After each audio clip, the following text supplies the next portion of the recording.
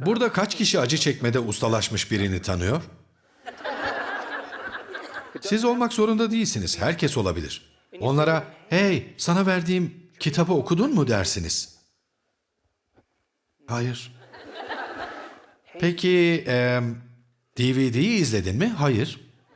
Austin, şehir merkezine gidiyoruz. Grupları izleyeceğiz, bir şeyler içeceğiz. Gelmek ister misin acaba? Hayır. Aslında ne diyorlar? Ben bu nörokimyasal düzeni ezberledim. Hiç kimse, hiçbir şey, hiçbir deneyim beni ondan uzaklaştıramayacak. Biz bu üç beyni, fedakar olma durumlarını ezberlemek için kullanıyoruz. Kuantum alanı sadece sizin kim olduğunuza cevap verir. Ne düşündüğünüze değil, ne hissettiğinize değil, sadece kim olduğunuza. Bir grup insanı alıp bir deney yapmışlar. Bu grup dua konusunda çok yetenekliymiş. İyi dua ederlermiş. Bu da bir yetenek diyorlarmış. Sonra bu insanlara, şimdi önünüze 3 şişe DNA koyacağız demişler. Ve tüm bilinçli niyetinizle bu DNA'nın gevşediğini veya geri sarıldığını görmenizi istiyoruz.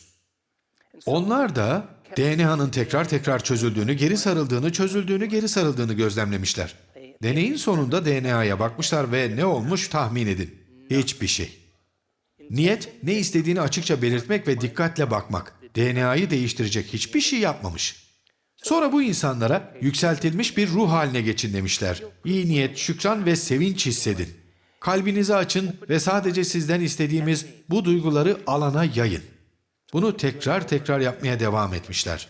DNA'ya baktıklarında ne olmuş? Hiçbir şey. Yükseltilmiş duygular da maalesef DNA'yı değiştirememiş. Ama gruba şöyle demişler. DNA'nın çözüldüğünü görmenizi istiyoruz. Ama çözülmeden önce, şimdiden, en başından DNA'ya çözüldüğü için teşekkür edin, minnettarlık hissedin. Ne oldu bilin. DNA'nın %25'lik bir kısmı çözüldü. Zihninizdeki düşünceler tıpkı kuantum alanındaki elektrik yükü gibidir. İfade ettiğiniz duygularsa kuantum alanındaki manyetik yüktür. Nasıl düşünüyorsanız ve nasıl hissediyorsanız bu duygu ve düşünceler hayatınızdaki her bir atomu etkileyen elektromanyetik bir işaret yayınlar. Düşünce bu sinyali gönderir ve duygu da olayı size doğru çeker. Akla şu soru geliyor. Peki siz günlük olarak ne yayınlıyorsunuz? Çünkü siz sefalet ya da ıstırap durumunda yaşıyor ve acı çekiyorsanız ve bunu her gün alana duyuruyor, yayınlıyorsanız söylediğiniz şey, ''Ey ilahi bilincin sonsuz yaratıcısı, çok ıstırap çekiyorum ve bu sinyalimi alanda yayınlıyorum. Bana acı çekmem için bir sebep daha gönder ama bunu hiç beklemediğim bir yoldan gönder. Beni gafil avlasın ki senden geldiğinden emin olayım. Böylece daha fazla acı çekebilirim.'' Biz günahlarımızdan dolayı cezalandırılmıyoruz. Günahlarımız tarafından cezalandırılıyoruz. O halde şayet sabah uyandığınızda kalkıp hep aynı şeyleri, hep aynı saatte yapmak ve hep aynı insanları görmek yerine dış çevreyi ortadan kaldırırsanız ne olur? Bedeninizi oradan uzaklaştırsanız, çünkü değişim bedeninizden büyük olmalı, bedeniniz zihin haline gelmişse onu yeniden eğitmeniz gerekir. Şöyle deseniz, öngörülebilir doğrusal zamanımda yaşamayacağım. Ama siz, acaba bugün takınabileceğim en iyi ifade nedir dediniz. Bir gün bu konuda ömür boyu ustalaşayım demek varken, sizse eski benliğimle bağlantılı düşünceleri kendime hatırlatmama izin ver dediniz. Ama şu bilinçsiz düşüncelerin bilincine varmak istiyorum. Bir daha asla farkındalığımdan sızamazlar. Ya da şu davranışlarımı biraz gözlemleyeyim deseydiniz, tıpkı bir konuşma yaparken, bir golf ya da tenis topuna vururken kendinizi izlediğiniz gibi gözlemleyebiliyorsanız kendinizi düzeltebilirsiniz. Haksız mıyım? Bir bakayım nasıl hareket etmişim deseniz ne olurdu? Ama köprüdeki Gandalf gibi dediniz. Bugün geçemezsiniz. Bir daha asla geçemezsiniz. O kadar kesin bir niyetle karar verdiniz ki bu kararın gücü beyninizdeki yerleşik programlardan ve bedeninizdeki duygusal bağımlılıklardan daha büyük bir enerji seviyesi taşıdı. Bedeniniz yeni bir zihne cevap verdi mi? Peki ya beni geçmişe demirleyen bu duygular yüzünden bugün daha düşük bir seviyeye düşmeyeceğim deseydiniz, kim olmak istemediğinizi anladınız demektir. Siz karanlıkta bir kibrit yaktınız. Ve sonra dediniz ki, o duygu bugün nasıl yaşanırdı? Nasıl seveceğim? Hazır bulunabilir miyim? Kalbimi açabilir miyim?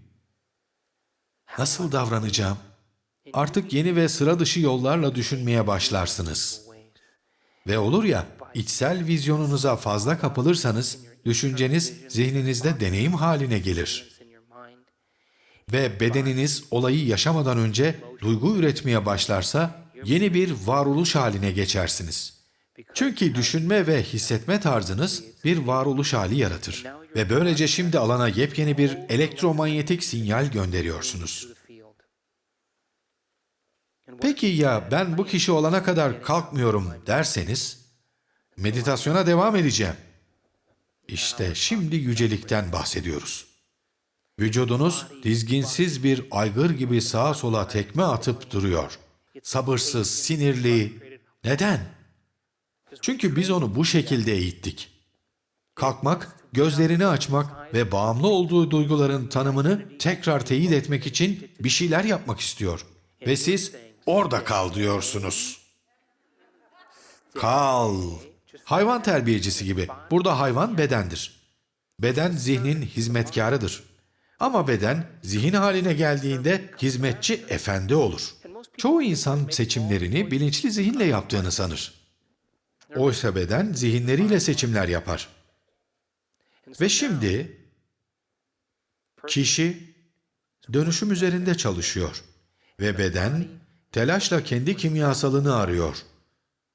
Omuriliğin yukarısına, düşünme beynine sinyal gönderiyor.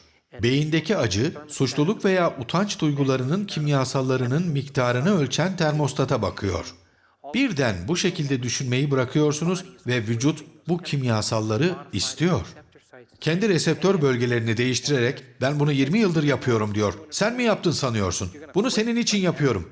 Şimdi bırakacak mısın? Ve aniden beyne geri sinyal göndermeye başlıyor. Bir anda bu sesleri kafanızda duyuyorsunuz. Tıpkı annen gibisin. Asla değişmeyeceksin. Boş ver. Yarın başlarsın.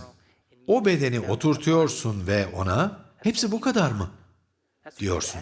Elinden gelen bu mu? Bu muydu? Hadi! Hadi diyorsun. Buradan kalkmıyoruz. Neşe ya da şükran duyma haline geçene kadar buradayız. Ve şimdi bedeninizi yeni bir zihne koşullandırıyorsunuz. O ne zaman geçmişe gitmek istese, istiyor çünkü duygusal ve sinirli ya da geleceği tahmin etmeye başlarsa onu şimdiki ana geri getiriyorsunuz. Bunu her yaptığınızda bedeninizi yeni bir zihne şartlıyorsunuz ve parçacıktan dalgaya enerjiyi serbest bırakıyorsunuz. Peki ya tamamen yeni bir elektromanyetik işaret yayınlarsanız ve işiniz bu arada tüm gün boyunca bu modifiye edilmiş zihin ve beden durumunu korumaktır. Meditasyon yapıp maneviyata yükselip harika hissedip sonra otoyola girince insanların önlerini kesemezsiniz. Olmaz. Bu organik ve sağlıklı bir kahvaltıdan sonra günün geri kalanını abur cubur yiyerek geçirmek gibi bir şey olur. İşiniz ortamınızdaki koşullardan bağımsız, vücudunuzun bağımlılıklarından veya alışkanlıklarından bağımsız ve zamandan bağımsız olarak değiştirilmiş durumu özenle korumaktır. Ve bunu yapabilirseniz hazır olun. Çünkü hayatınızda olağan dışı müthiş bir şey olacak. Yasa böyledir.